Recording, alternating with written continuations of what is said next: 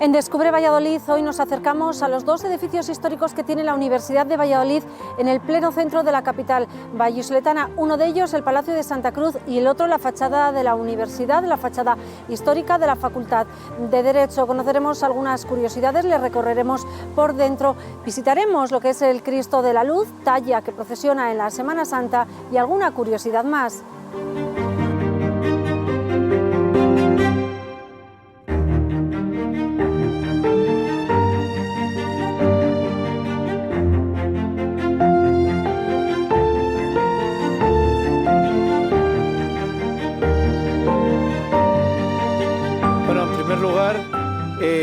Desde luego la elección no puede ser mejor para explicar un edificio de la universidad, porque la importancia la da en primer lugar por la condición representativa de la Universidad de Valladolid, que es desde los años 80, en concreto el año 1984, el edificio va a albergar la sede de, pues el equipo rectoral, rector, secretaría general, vicerrectores, dirección del MUVA. Va a ser el buque insignia de la Universidad de Valladolid. Realmente también, desde luego, la importancia radica en la calidad arquitectónica. Un edificio que a su vez está reconocido como bien de interés cultural desde el año 1955. Fundamentalmente, habría que explicar y reconocer que es el primer edificio de la península, de toda la península, en la que se ha constatado la irrupción del Renacimiento. El Renacimiento empieza en Valladolid, aquí, en este edificio. Hasta este momento, vivíamos herederos de una arquitectura goticista que ya en Italia, desde luego en el 480, 40 años antes, había volcado, arquitectos como Brunelleschi o Alberti habían volcado sus miradas hacia el pasado grecorromano, instaurado la arquitectura basada en los órdenes arquitectónicos e incorporado esos principios clásicos que la Edad Media había abandonado. Aquí va a tardar un poco más, va a tardar hasta finales del siglo XV cuando se incorpora en él. La importancia le tiene justamente por el personaje que le manda a construir, el cardenal Mendoza. Lo más importante es cómo de una traza que inicialmente se proyecta en un estilo gótico, se cambia de arquitecto en una fecha determinada, y este segundo arquitecto, Lorenzo Vázquez de Segovia, va a incorporar los valores arquitectónicos renacentistas que hasta ahora no tenía. Es significativo que la intención del entonces cardenal Mendoza era la de crear un colegio para, eso es importante saberlo, un colegio universitario para dar educación universitaria a personas con poca capacidad económica, con gran capacidad intelectual, pero poca económica. Va a encargar, se supone que a un arquitecto reconocido, de calidad, pero con un estilo tardogótico, Enrique Gas, el proyecto. 1486 se comienza a aprobar los planos, él está siempre o normalmente en la corte o dependiendo de los intereses que la corona le otorgaba y que le brindaba, y no debió seguir directamente los 2 primeros años de la construcción del edificio, y cuando con los Reyes Católicos viene aquí en 1488, ve hasta la mitad del cuerpo que está construido y se sorprende. No me gusta nada, esto es mezquino para lo que quiero hacer yo aquí. Y Lorenzo Vázquez de Segovia va a ser el arquitecto encargado de introducir esa irrupción de la modernidad renacentista en el edificio. El edificio no es renacentista, tiene contrafuertes góticos. Si vemos el interior, vemos bóvedas de crucería góticas, ornamentos góticos, incluso en estas primeras pilastras centrales vemos esos remates goticistas. En el interior también del claustro, asimismo lo veremos repetido, pero lo que hace Lorenzo Vázquez de Segovia es, en el cuerpo central del edificio y en la cornisa, incluir ese gusto, ese almohadillado, esas decoraciones platerescas, esos órdenes arquitectónicos que se tallan en las pilastras para recordar que el pasado clasicista, el pasado grecorromano, estaba presente en este edificio. ¿La fachada es tal como se concibió en un inicio o ha habido alguna reforma que ha modificado lo que estaba planteado? No, realmente, bueno, el cuerpo central sí, la parte inferior del cuerpo central sí. Habría que hacer hincapié en las imágenes que vemos justamente encima del arco de la entrada, la iconografía que está representando al cardenal Mendoza arrodillado frente a Santa Elena. Santa Elena es la que descubrió, estamos hablando del siglo IV, la invención de la Santa Cruz.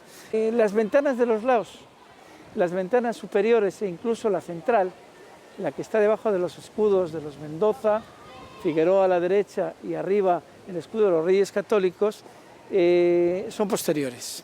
La fachada se supone que es anterior a 1491, se termina según fecha que está señalada en el interior, en el zaguán de la entrada, en 1491 y se inaugura en 1492.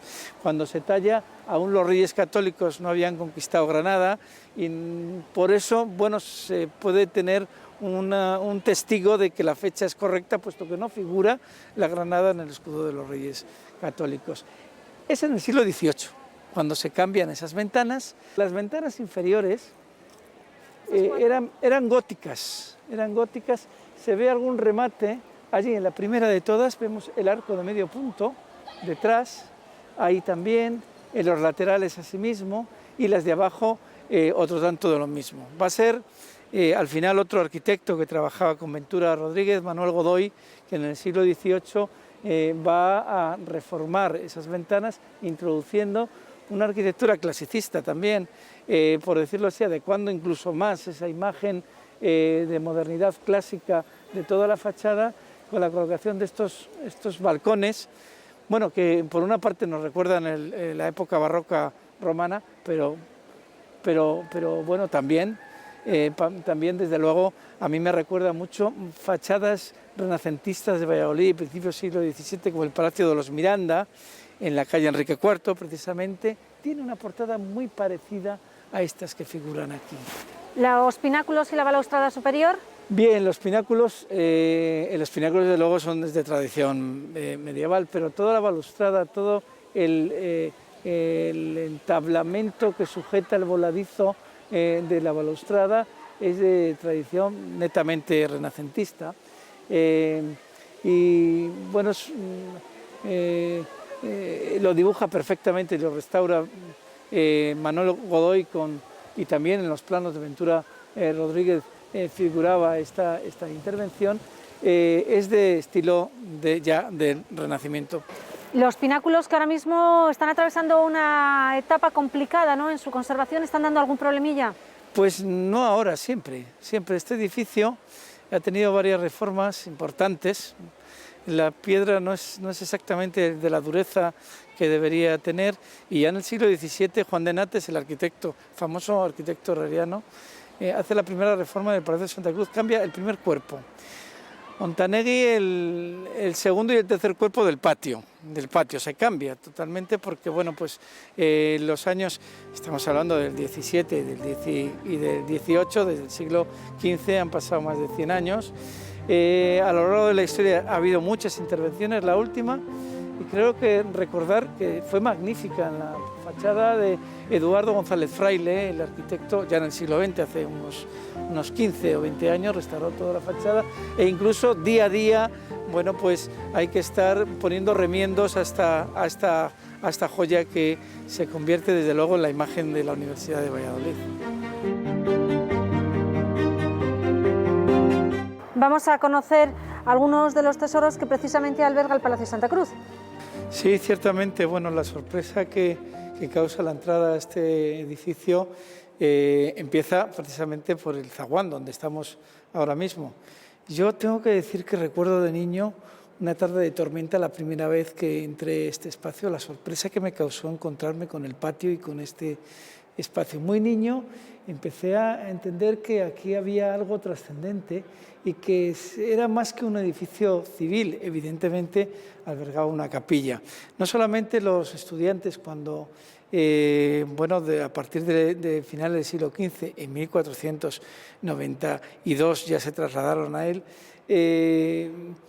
estudiaban, también tenían que seguir una vida célibe y tenían que mantener un rigor religioso diario. La misa era obligada, era diaria y para eso se construyó Lorenzo Vázquez de Segovia, siguiendo, se supone, las trazas originales de Enrique Gas, en este caso, situó aquí la capilla. Y de hecho por eso fuera tenemos la campana, es la relación que existe con la campana que hay en la fachada, ¿no? Suponemos que sí, que también existe esa relación.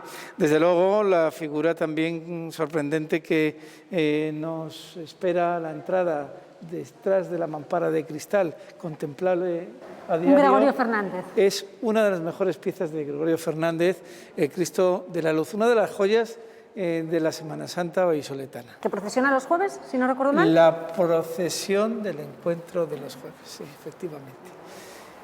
También vemos la ratificación de que este edificio se termina en 1491, como figura en el cartel justamente en la entrada del patio, Petrus de Mendoza Cardinalis Hispaniae 1491.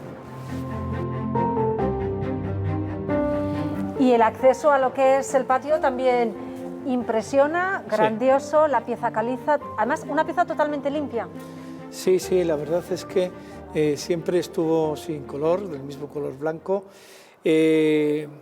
Habría que decir, yo creo que es importante que nos centremos en la idea del concepto de colegio y no de palacios. Le llamamos Palacio de Santa Palacio, Cruz, ¿no? Efectivamente, y le seguiremos llamando Palacio porque es el Palacio de la Universidad de Valladolid.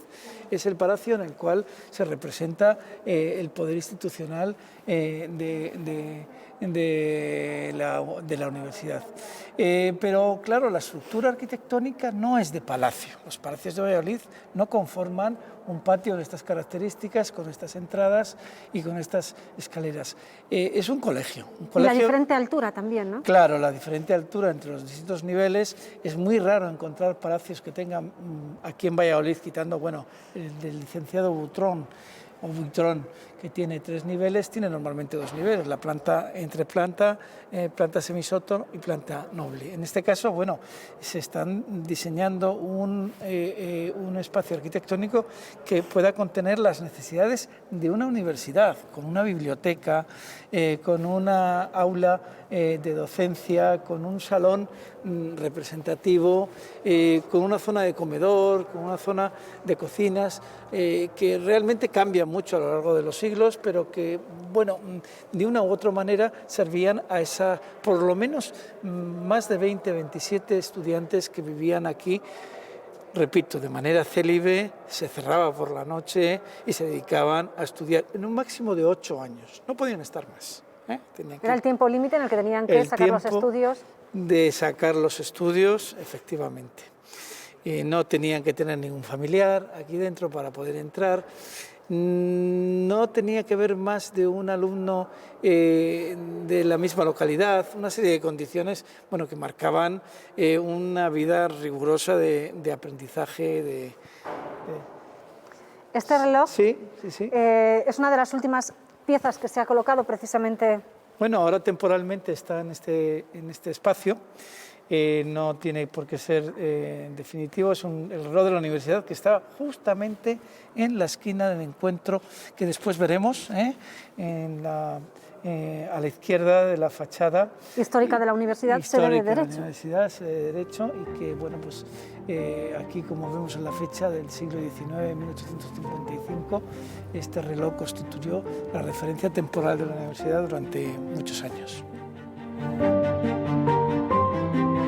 Bueno, pues lo que tenemos aquí es la fachada histórica de la Universidad de Valladolid, que bueno, es una pieza que corresponde a 1716-1718 aproximadamente. Es una fachada que se hace bajo las trazas de Fray Pedro de la Visitación, ¿vale? Y es una fachada pues, de orden barroco, de estilo barroco podemos decir, de gran interés, porque en realidad supone casi como la aparición de un retablo sacralizado, pero no es un retablo del saber, no es un retablo, digamos, solamente de orden religioso, sino que tiene ese carácter civil, ¿no? Encontramos en ella, bueno, una serie de iconografías que ahora comentaremos, que creo que básicamente vienen a explicarnos las disciplinas que se imparten en la universidad, o que se impartían en ese momento. Vemos varias hornacinas y en cada una de ellas son perfectamente visibles pues, ciencias, artes. Explícanos un poquito cómo está estructurada la fachada. Bueno, la fachada se estructura fundamentalmente, de forma general,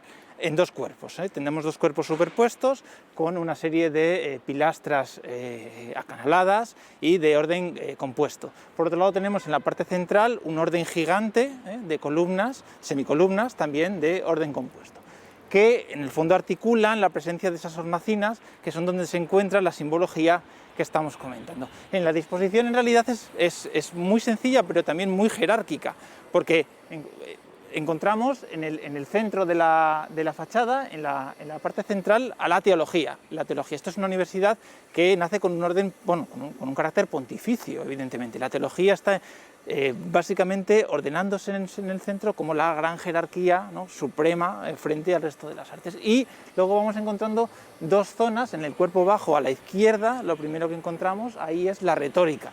La retórica es una persona, una mujer en este caso, con una jofaina que viene a representarnos la cantidad de palabras que requiere la propia disciplina, ¿no? Siguiendo por el cuerpo bajo, a la derecha encontraríamos la geometría, que es una persona, una mujer en este caso, siempre son mujeres, que aparece dibujando sobre un papel. Si vamos ascendiendo, claro, la base del cuerpo principal, que es el piano nobile, vamos a decir, donde encontramos incluso toda la balconada, encontramos a la izquierda el derecho canónico, que sería el derecho en este caso vinculado a la Iglesia, en el que encontramos un libro y sobre él la tiara papal, ¿de acuerdo? Y a la derecha encontramos el derecho civil, que es la justicia entendida como tal, con la espada de la justicia. En la parte de arriba vemos otras figuras más grandes y entre ellos, explícanos vamos esta a ver, parte. encontramos en el cuerpo superior las alegorías intelectuales de otras disciplinas de la universidad, ¿no? Entonces, de izquierda a derecha encontramos, en primer lugar, la astronomía con la esfera celeste, ¿de acuerdo? En segundo lugar encontramos la medicina con una redoma, ¿vale?, que también sería ese utensilio propio de la medicina. En tercer lugar encontramos la filosofía, que indica con su mano a la presencia de un globo terráqueo. El globo terráqueo es el lugar donde habitan los hombres, en ese caso, ¿no?, el espacio terreno, y en última instancia encontraríamos la historia, también muy interesante, entendida como una mujer con espada y escudo, entendiendo la historia como en estos momentos como una sucesión de batallas y de reyes o reinos en secuencia. ¿De acuerdo? Entonces aparecerían esas tres piezas. Pero la más importante, que es la que está en el centro, en la parte de arriba, sería la que también ordenaría todo el retablo, es el conjunto, sería la sabiduría, el triunfo de la sabiduría frente a la ignorancia. Por eso está pisando con un pie el cuerpo. Efectivamente, aparece pisando en este caso con un pie a la ignorancia, bueno, con esa figura alegórica de un niño ciego, ¿no? Sería esa figura de la ignorancia. Luego hay más grupos esculturales que completan la parte de arriba del ático, en el que encontramos fundamentalmente los reyes benefactores de la universidad, ¿no?, a lo largo de su historia, los diversos reyes benefactores que ha habido. Encontramos en primer lugar, sería Juan I, no están situados tampoco en orden cronológico, Juan I, Alfonso VIII, que es evidentemente como el rey vinculado a la fundación de los estudios palentinos, a su vez es la fundación de la Universidad de Valladolid, evidentemente. Encontramos en el siguiente punto, en el otro extremo de la fachada, a Enrique III de Castilla, ¿de acuerdo?, que es el que le otorga las tercias a la universidad, y en última instancia, también muy interesante, Felipe II, que Felipe II es el que le va a dar la plena jurisdicción al rector, ¿no?, la capacidad de tener plena jurisdicción. Ha habido varias reformas en el edificio a lo largo de los tiempos, pero la fachada en sí sigue conservando lo que fue, no sé, el inicio el germen de la universidad en sí, ¿no? Claro, como tal, claro. Se puede mantener, si vemos los bocetos de siglos anteriores, sí, es perfectamente identificable el edificio. Sí, absolutamente identificable, ¿no? A pesar de las diversas secuencias de reformas, incendios, derribos históricos que ha habido desde su fundación, la fachada, incluso habiendo tenido momentos de peligro, con los proyectos que fueron avanzando, con los diversos claustros, en estos momentos es el elemento conservado más importante que simboliza claramente.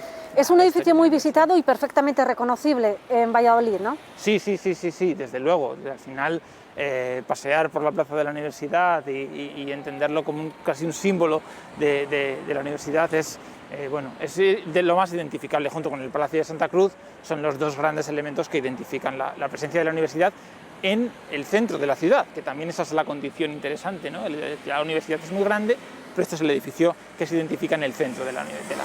Por cierto, creo que no lo hemos comentado, que también está el escudo de la Universidad de Valladolid. Claro, esa es otra cuestión, ¿no? Esta universidad es una universidad, en el fondo, de origen pontificio. Luego, por tanto, y esta cuestión que comentábamos al principio, de que esto es un retablo, es la sacralización del saber hacia el exterior, claro, el retablo es un mecanismo de comunicación de los mensajes vinculados, en este caso, a la teología, a estos temas, pero que se muestra a la calle.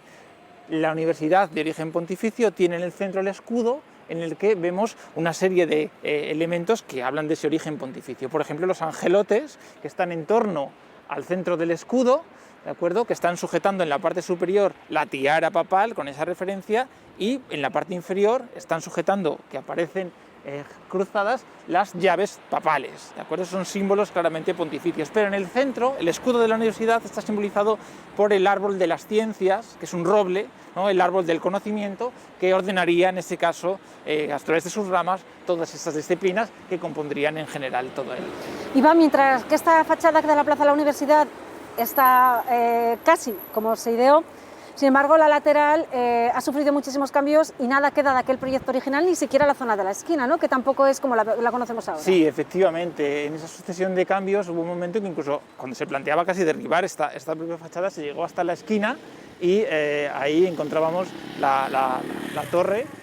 Arriba ahora contemplamos la antigua campana que había, pero todo eso se derribó. Ahora parece un elemento muy integrado y una persona, pues, digamos, profana a la arquitectura no entendería que son dos piezas completamente diferentes, de épocas completamente diferentes. Y efectivamente, toda la fachada de la calle Iberia es otro concepto, es un edificio de otro concepto.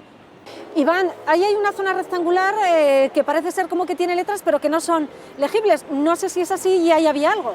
Sí, efectivamente, ahí sigue estando lo poco que se ve el lema de la universidad, Sapientia aedificavit sibi domum, que es la sabiduría edificó aquí su casa. Y precisamente se encuentra a los pies, enmarcada debajo de la figura de la sabiduría triunfando sobre la ignorancia. Iván, vamos a acceder ahora a una de las zonas más reconocidas de lo que es la plaza de la universidad y que además está relacionado con otros de los personajes de los que ya hemos hablado, que es Felipe II. Claro, efectivamente, porque Felipe II le otorga al rector de la Universidad de Valladolid jurisdicción plena, ¿no?, capacidad de tener esa jurisdicción. Y esa jurisdicción se define en el espacio de la universidad. ¿Cuál es el espacio de la universidad? Serían obviamente los edificios, pero hay un espacio que antecede al edificio, que es el atrio, que viene definido por las columnas con los diversos leones y que además en su día se encontraba delimitado por una serie de cadenas que definían más claramente este espacio. Entonces estamos en la universidad, estamos en el exterior, pero estamos en la universidad en su ámbito de jurisdicción. ¿Qué implicaba que tuviese precisamente ese ámbito de jurisdicción? Esta catalogación, no sé, ¿qué suponía para la universidad, para el devenir? Bueno, evidentemente tenía poderes plenos en ese sentido, ¿no? Estamos hablando de una época con cuestiones de legislación en las que aquí se impartía el derecho canónico, el derecho civil. Entonces el rector de la universidad tenía poderes plenos dentro de esta jurisdicción. Una curiosidad. Vemos que hay leones, no sé si están contabilizados los leones. Bueno, los leones están contabilizados. Existe siempre el famoso chascarrillo o broma, como se quiera entender, de los alumnos, en los que se dice que si cuentas los leones de la universidad, de la fachada de la universidad, pues no apruebas nunca sales, digamos, de la universidad. Hay 20 leones, lo que pasa es que hay 18 columnas. Entonces, las circunstancias que tenemos en las columnas de las esquinas, leones dobles, inicialmente los cuentas como uno, te tienes que ir detrás del escudo para ver que son leones dobles, ¿no? Y de hecho esas columnas son diferentes porque son las columnas en las que encontramos los escudos diferentes. Hay dos tipos de escudos. Tenemos los escudos de la corona de Castilla, que es por ejemplo este que tenemos aquí, ¿no? Efectivamente, que son escudos de armas, y tenemos dos escudos de la corona de Castilla, este que tenemos aquí y el de la esquina opuesta, ¿de acuerdo? Y el resto de los escudos son todos los escudos de la universidad, que es el mismo que preside la fachada, que contiene el árbol de las ciencias que tenemos aquí en los otros leones, que son los leones tenantes. Ajá. ¿Y es verdad eso de que no se aprueba? ¿Tú conoces a alguien que los haya contado y no haya aprobado? Porque imagino que nadie se resista. Yo creo que al final la gente los acaba contando, nadie lo dice, y luego otra cosa es cómo van los resultados académicos. Yo debo confesar que yo no los conté nunca. Curiosa anécdota.